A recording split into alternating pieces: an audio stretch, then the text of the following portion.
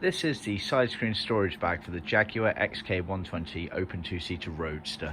It's also extremely similar to the 140 Roadster as well, so keep that in mind.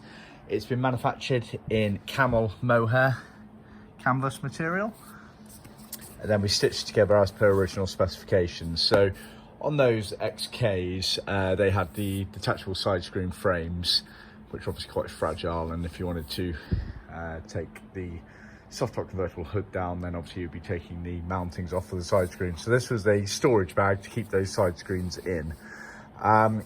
It's a fairly unique design. So the top section of it, or rather one side of it, you have effectively a pouch as such.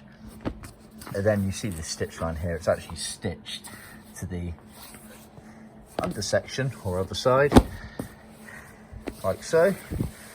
And then this one here effectively has a pocket opening on it like that. So once taken off and the side screen is put inside, on the XKs they had a side screen shelf mounted just behind the seats, sort of on the rear deck area of the car, a little pocket shelf, and they slid in there.